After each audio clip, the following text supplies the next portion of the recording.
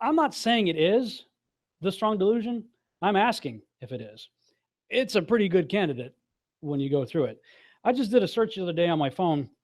I was just sitting there. What is the speed of this alleged orbit? Because I keep hearing this all the time. Well, no, circle. He's talking about that's the circle of the orbit of the Earth. That's what that whole video was in response to. And I'm like, okay, what is the speed of the Earth going around the sun, supposedly? And it's cleverly disguised as 18.5 miles per second when you search for it. 18.5 miles per second. So I'm like, 18.5 times 60 seconds times 60 minutes, 66,600 miles per hour. Interesting. Supposedly, this globe that we're on is 25,000 miles in circumference, which amounts to 8 inches per mile squared is the math. 8 inches, of course, being 0.666 of a foot. 10 miles being 66.666 feet. 100 being, you're getting to see a pattern here. The tilt of the Earth, I looked that up. Okay, the tilt of the Earth, 23.5 degrees, 23.4, depending on who you read. The sources that I looked at were government sources. They were saying 23.4. 23.4 off of center. If you have a 90-degree angle, 90 subtract 23.4, 66.6. It's probably all just a coincidence. Maybe it is. This other guy who believes in the globe, I know I'm crazy. I told you, don't believe me. Remember the slide with the tinfoil hat? Or let's just say things that make you go,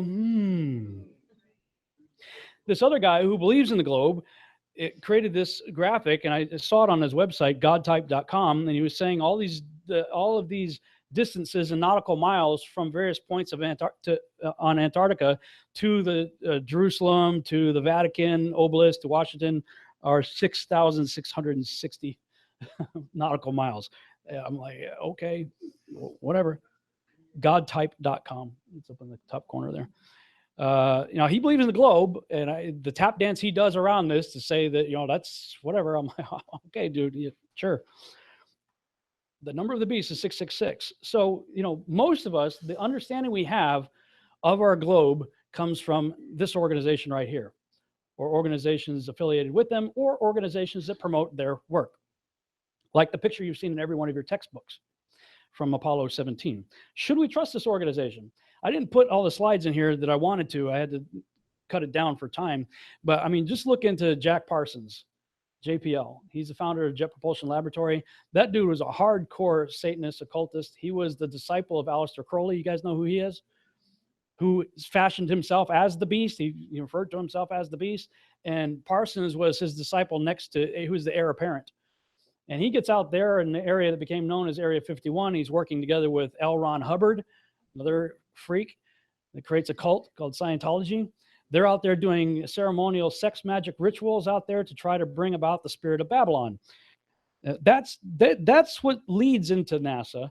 And then when you get to the formation of NASA, you got more than 100 or 1,600 Nazis escaped the judgment that they deserved and found refuge in America. A group of 104 German rocket scientists, including Werner von Braun, Ludwig Roth, Arthur Rudolph, are pictured here at Fort Bliss, Texas in 1946. Many had worked to develop the V-2 rocket at Peenemünde, Germany, and came to the United States after World War II, subsequently working on various rockets, including the Explorer 1 space rocket and, of course, the Saturn V rocket at NASA. These are the people who founded NASA, and then they put Freemasons in charge of the whole thing. You look at the heads of NASA that were like 32nd, 33-degree Masons, and then why is it that all of our astronauts have to be Freemasons or associated with Freemasons or have parents that were Freemasons or be in the military? That's the foundation of the organization that so many are putting so much trust in. What does the scripture say about the commandments, right? Verse 1, thou shalt have no other gods before me. So what do? All of their missions are named after gods. Mercury, right? You got Gemini, follow that. The Gemini missions. And then, of course, we have Apollo. It's interesting that only 6 missions allegedly made it to the moon with 2 men walking on the moon. 6 times 2 is 12. So we have the 12 apostles of Apollo are the ones spreading the message that here's a picture of Earth from the moon. When you look into Apollo, specifically those that claim to land on the moon, I could spend an entire weekend going through that stuff. But there are a lot of resources that you can look into. One of them being aulis.com, AULIS. These are PhD level people going through the footage, looking at the pictures, looking at stuff, and just shredding the Apollo missions. I was invited to speak in Amsterdam several months back, almost a year ago now, I think. I can't remember when it was exactly, but a high-profile musician, let's just say, started looking at some of my materials on Flat Earth. As a result, he started looking into the Torah. As a result, he started attending my virtual house church. Now, this is a guy that's really up there in the hip hop genre, which is like so opposite, like who I am. I'm the white guy, can't, dance or, do anything. So this other rapper, B.O.B., I think was his name, started becoming vocal about Flat Earth. And so, this guy that I'm not going to mention his name, but he saw what that guy was looking into. He's like, what is this? So he looked in that, and then he stumbled on my stuff, stumbled on Torah, started studying the Torah, started attending my virtual house church, then realized he needed to get saved, got saved. And they said, well, if I'm going to get baptized, I'm going to do it right. So he got on a plane and flew to Israel and got baptized in the Jordan River. And he told me, I'm sitting in this very expensive car, with Sheila, going, how does this happen? He goes, I kid you not. He said, I came up out of being baptized. And he said, the only word I got was bring Rob Skiba to Amsterdam. I'm like, okay. So, and that was just so, God has got such a crazy sense of humor. I'm giving this presentation in a venue called the Milky Way. All right. Now, the Milky Way venue had multiple different stages where concerts were taking place, like 5 different concerts taking place. And if you could have seen the marquee, right? Like the marquee is like all these yo-yo hip hop, dudes. And there's like my goofy picture from Skiba. So I'm in this place, I'm talking like this stuff. And it was pretty soundproof, so we couldn't hear what was outside and stuff. But every time they opened the doors, like all this pot smoke comes in, and like all this music, and I'm like, what? How does this happen? But I'm like, okay, God, whatever. He called me specifically to talk about the stuff that I've been talking about this weekend, so that's what I did. And the crazy thing was, he got booked on a Tonight Show kind of thing that night, that he's under contract with record labels and stuff, and he had to do that. So he couldn't even attend the conference that he paid for Sheila and I to go to, but a whole lot of other people did. And it was really interesting because I had known about this, that the moon rocks were first exposed as frauds by them in the Netherlands. Now, the Apollo astronauts went around and the big publicity tour at the time, back in the 60s, giving various people in positions of royalty and whatnot, leadership, moon rocks. Well, they decided at one point they wanted to take an insurance policy out on it. So, of course, as part of doing the insurance policy thing, they start analyzing it, and they found out the thing's petrified wood. Now, I'm at this venue, the Milky Way, and I find out that this museum is literally like a couple of blocks down the road.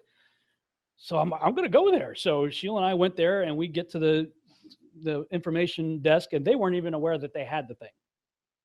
I'm like, this is supposed to be one of the most significant achievements of all of humanity. You would think you'd have that center display with, like a halo right over it, and the angels floating over it, pointing at it.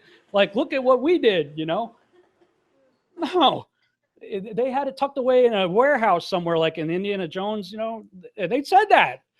It's tucked away in a warehouse. You have to get special appointment and blah, blah, blah. She had to actually look it up. They had it. But I just thought it was rather poetic that here I'm, the whole series of events that led me there, what I was talking about, and that was right down the street. They exposed it as a fraud. And just so happened, if you go look it up, that Wernher von Braun and company were down in Antarctica in the late 1960s, prior to us allegedly going there in 69, looking for moon rocks. You can look that up for yourself. Going to Antarctica, looking for moon rocks. So first of all, at that point, we hadn't even been there yet. So how do you know, if you find a rock, that it's from the moon? It's not like you go, oh, made on the moon. Cool. All right, let's categorize that one. Oh, this one's made on Mars. Put that one over here. There's no way you're going to know that. And we're allegedly in the space race against the Russians, right? We got to beat the Russians. They're going, Sputnik, right?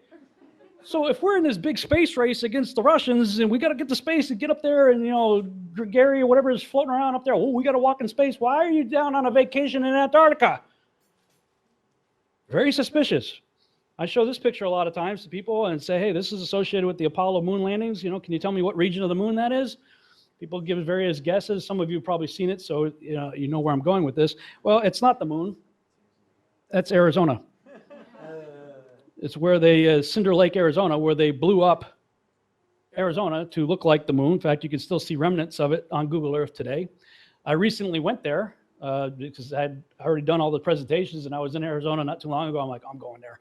And if you saw the video I posted on YouTube, it's called Rob Skiba Walks on the Moon.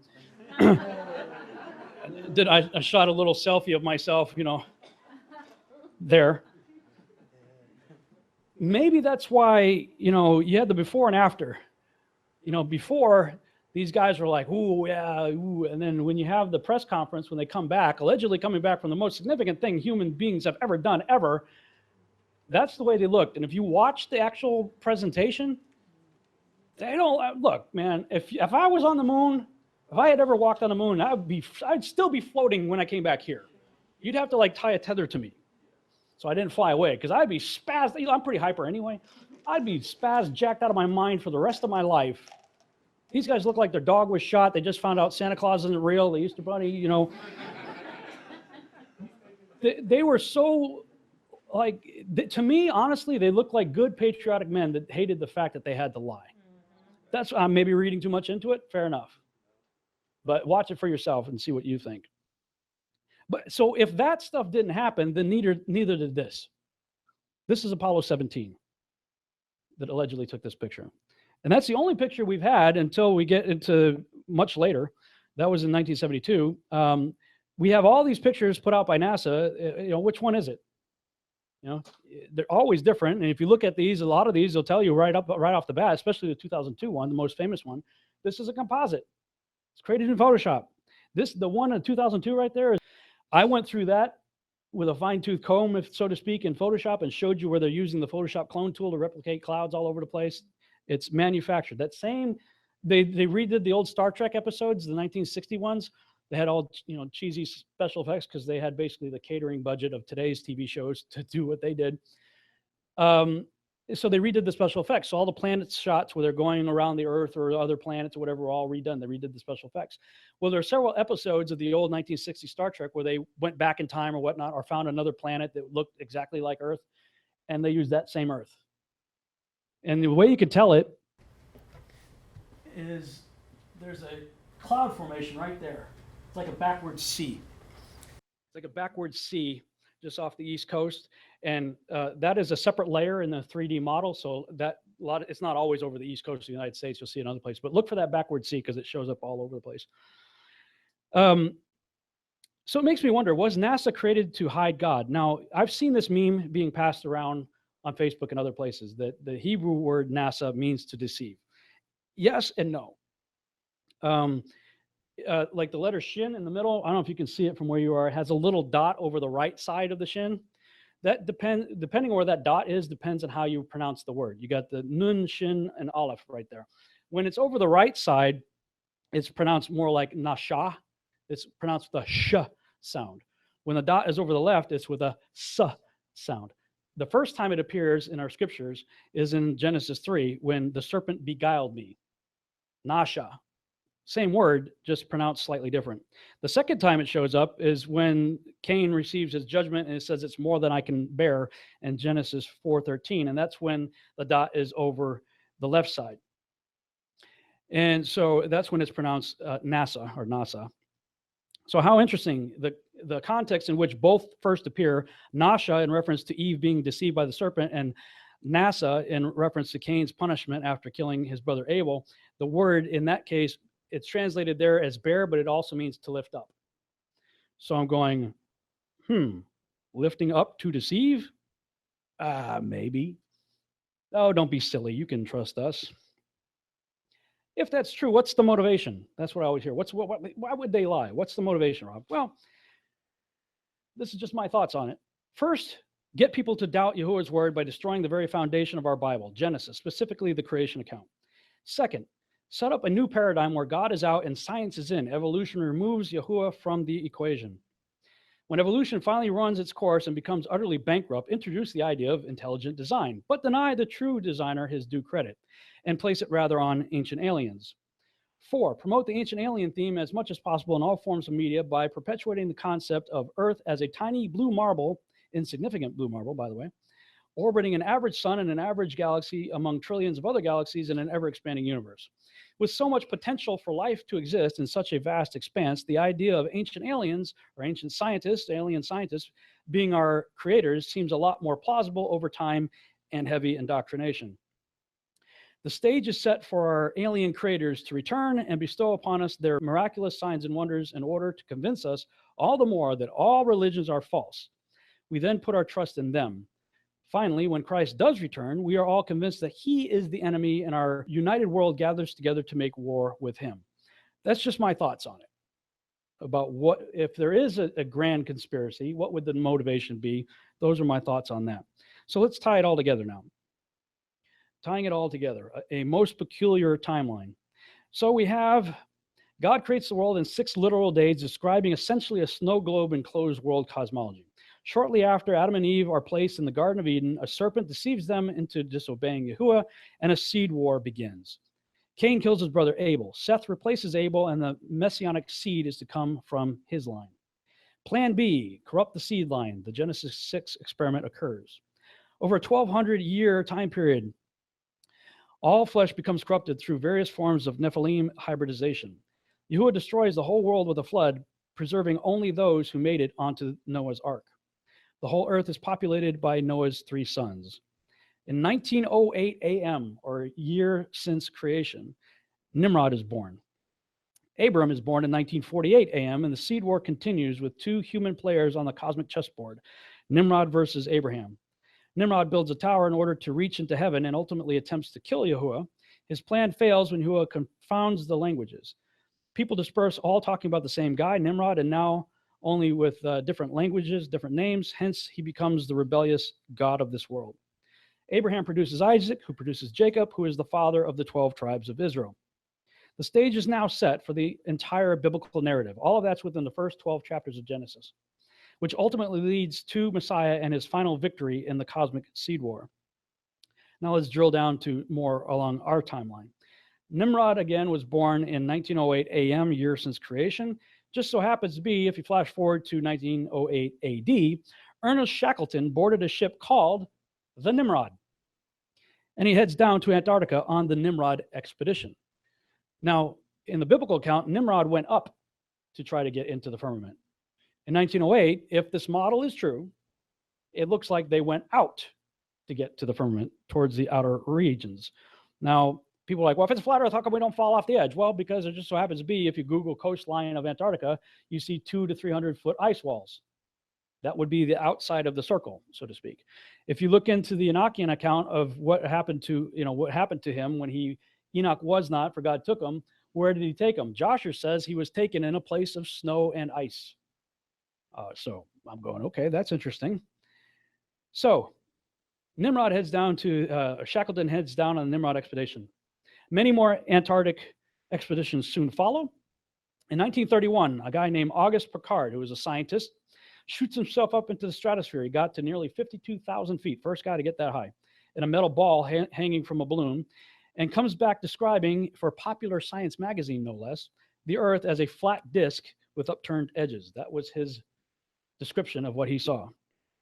During World War II, the Nazis become obsessed with the occult and Antarctica. Just look into the Nazis and what they were doing down there. After World War II, the rest of the world suddenly becomes obsessed with Antarctica as well. Enter Admiral Byrd. He's an interesting character who allegedly flew to the North Pole region in the late 1940s, and he came back claiming to have found the entrance to Inner Earth, Agartha. Now, this is a highly decorated, he's the youngest admiral in the U.S. military. Comes back talking about this in his diaries. The Babylon Working I told you about earlier takes place in 1946, along with L. Ron Hubbard, the founder of Scientology. JPL founder Jack Parsons, who was a disciple of Aleister Crowley, engages in ritualistic sex magic in order to incarnate a moon child with the Scarlet Woman named Babylon. Byrd then goes to Antarctica, leading Operation High Jump in 1947. Why is it called Operation High Jump? Well, you got to jump up. You got to get over that big ice wall there. What else happened in 1947? Lots of interesting things happened in 1947. Among them, the founding of the International Monetary Fund, the start of Jewish immigration to the land of Israel. A young Bedouin shepherd discovers the Dead Sea Scrolls. That's when he chucks a rock in there, here's a crack, goes in there, finds the scrolls. And then we have the alleged UFO crash near Roswell, New Mexico, all happening at that same time period. A nation calling itself Israel is established in 1948. MK Ultra begins early in the 1950s, officially runs from 1953 to 1973, coincidentally the same time as the space program. If you know anything about MK Ultra, that's all about government-sponsored mind control. In fact, if you go back to the press conference, you see those three guys from Apollo 11 looking very depressed, and then Neil Armstrong says, and now he says something to the effect of, now we'll view the slides from our mission so that we can reacquaint ourselves with what happened. What? If I just went to the moon, I would have remembered every detail of every second of everything I did forever. I don't need slides to tell me what I did, you know? And when the slideshow comes on, all of a sudden these guys who are so like just bummed out, it looked like, become very animated and start like, woo. It was almost as if they were triggered in MK Ultra. The flight, as you know, started promptly. And I think that was characteristic of all the events of the flight. The Saturn gave us one magnificent ride, both into Earth orbit and on a trajectory to the moon.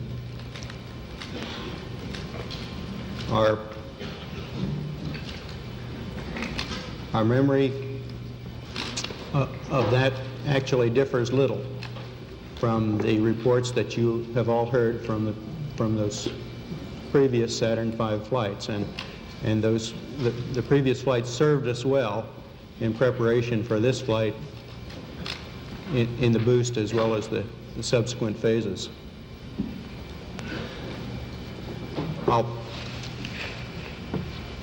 We would like to skip directly to the translunar coast phase and remind ourselves of the chain of events, that long chain of events that actually permitted a landing, starting with the undockings, the transposition and docking sequence. In the final phases of descent, after a number of program alarms, we looked at the landing area and found a very large crater just in the very left top corner of the picture. The camera is located in the right window and looks to the right, and it just barely sees this boulder field we're passing over right now. We're at 400 feet and those boulders are about 10 feet across. This was the area which we decided we would not go into, extended the range downrange, and saw this crater, which we passed over, this 80-foot crater, in the final phases of descent and later took some pictures of. Is it a coincidence that MK Ultra was going through its height of its program at the same time as the Apollo program? I don't think so. Operation Deep Freeze takes place in Antarctica 1955 through 56. Sputnik is launched in late 1957. Both NASA and DARPA are formed in 1958. DARPA is the Defense Agency's research projects. That's where they do all the black budget projects to create super soldiers and all kinds of other things. DARPA and NASA created the same year. This is like after Operation Deep Freeze, all these people go down to Antarctica and then something happens. Everybody pulls out of there and they decide they have to set up the Antarctic Treaty. And the treaty was finally signed into effect in '61. The treaty says you can only go there under the express guidelines of this treaty. So yeah, you can go there. There's some flat earthers that are saying you can't go there. That's not true. You can go there, but only under the express guidelines of the treaty, which means you can't just go, take a boat, go there and just go exploring Antarctica. You're going to go only where you're allowed to go. And so all of this it's setting up a very interesting timeline. At least, if you're wearing a tinfoil hat like I am, it's all kind of going, whoa, wait a minute. This is really kind of wild here. And it gets worse when you get to Operation Dominic and Project Fishbowl, where they launched 31 nukes in 1962. Many of them were high-altitude nukes. Operation Fishbowl. Kennedy's speech, 1962, kicks off the space race leading to Apollo. Star Trek debuts in 1966 and goes right through 69. Apollo 11 allegedly lands on the moon in 1969. In 1972, coincidentally, just before MK Ultra officially terminated. And the Omega Plan kicks in shortly thereafter. I'm not going to go into the Omega Plan. I've got a 20-minute video on YouTube if you want to check that out. That describes what I consider to be the end times plan in great detail. Now, the next video you're going to see is a video that I put together after I discovered what was really going on with Operation Fishbowl. Now, with the tinfoil hat on, playing conspiracy theory here, the flat earthers are claiming, and I think it's a reasonable claim, that, you know, if that model is true, then we know we have a circle, the circle of the earth as described in the Bible, surrounded by Antarctica, the outer rim, that has a 200 or 300 foot ice wall, cliff, that keeps everything in, hence Operation High Jump. You got to get over that, right? So it looks like, at least from the flat earther perspective, that probably during Operation Deep Freeze, they may have found the edge of the dome, presumably anywhere from 800 to 1,200 miles inland from the coast. Then everybody pulls out, signs this treaty, says nobody can go back except under the express guidelines of the international community that signed the treaty.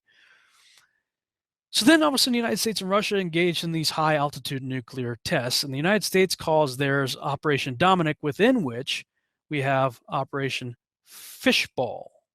Now, hold that thought. This is all happening. If you go and look on the Operation Dominic entry, you see the different dates. We're 1962. This is the early part of 1962. We're talking May. I mean, look at all these bombs going off. 25 April, 1962, 27 April, 2 May, 4 May, 6 May, 8 May, 9 May, 11 May, 11 May, 12 May, 14 May, 19, et cetera, et cetera, et cetera.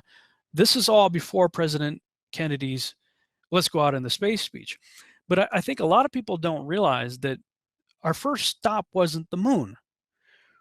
Even before we went to the moon, they were sending probes all of a sudden after all of this. Okay, keep the timeline in mind. Operation High Jump, Operation Deep Freeze, Bird dies, NASA's founded, Antarctic Treaty signed, Operation Dominic and Fishbowl take effect. And if you notice during President Kennedy's speech, he was talking about that they've already got probes headed to Venus. Wait a minute. We're already sending stuff to Venus and Mars? We haven't even been to the moon yet. And so I was looking into that, and on planetary.org/explore/space topics/space missions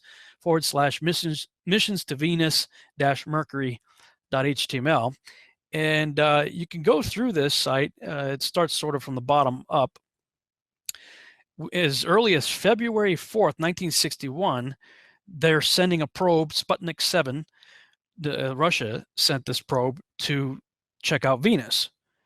The final stage of the rocket carrying Sputnik 7 into orbit failed, and the spacecraft was unable to achieve the necessary trajectory to carry it onto Venus. Then Venera 1, Russia, sends out another probe February 12, 1961.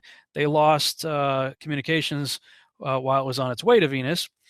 Then NASA sends up Mariner 1, July 22nd, 1962. Now, that's right in the middle of Dominic and Fishbowl, that we sent out a probe to go check out Venus. It veered off course and was destroyed by ground controllers. So then Russia sends up another one, Sputnik 19, August 25th, 1962.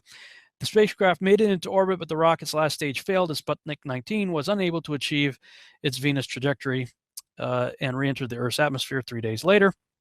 NASA, August 27th, 1962, sends its probe. It says Mariner 2 was the first spacecraft to successfully fly by Venus at an altitude of 34,773 kilometers. The spacecraft discovered ground temperatures, blah, blah, blah.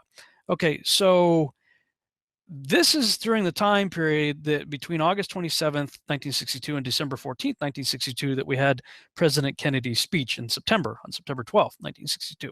So that's what he's referring to. We've already got stuff out there and you can read about the other ones that were, checking out Venus, I guess Mercury also, and attempted probes going to Mars. Now, this is all before we've even been to the moon. So it appears that whatever happened in Antarctica, everybody got kind of maybe nervous or excited or whatever and said, okay, what is the deal? We've looked through telescopes. We've seen our so-called neighbors, Venus and Mars, through telescopes. Our assumption is the solar system is, set up in the Copernican model. And, but yet maybe they found a dome and they started to question all that. So the first thing they do is send out probes to go, wait a minute, what in the world? If we're in a dome, how high does this thing go? So they start launching high altitude nuclear bombs. And if you look at the videos on Operation Fishbowl and Starfish Prime and all those high altitude tests, it looks like they're hitting something up there. At least from a conspiratorial tinfoil hat wearing perspective, that's what it looks like. Now, this is what blew my mind. You can read more on all that if you'd like. To get caught up to speed on what's going on there. So I go to Lubbock and I'm doing this conference out there at Jared Cressman's father's church, Pastor Dan Cressman. And we get to talking about this whole issue of the flat earth stuff. And he goes, do you know what the name Dominic means? And I said, no. He says, you talk about Operation Fishbowl, but check this out. I'm going to take you to, I'll put the screen share back up here. Take you to one of those name websites. I like using behindthename.com. Look up the name Dominic. And again, let's just double check it here. Dominic, D-O-M-I-N-I-C. Look up Dominic, D-O-M-I-N-I-C. From the late Latin name Dominicus, meaning of the Lord. Fishbowl was part of Operation Dominic. It looks like they are sending high altitude nuclear bombs to test the fishbowl of the Lord, i.e. the firmament. Yeah, this is definitely one of those things to make you go,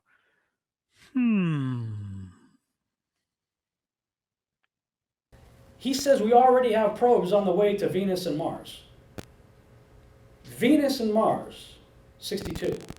We didn't even allegedly go to the moon until 69. The moon is allegedly 250,000 miles away. Venus and Mars, they're way past that.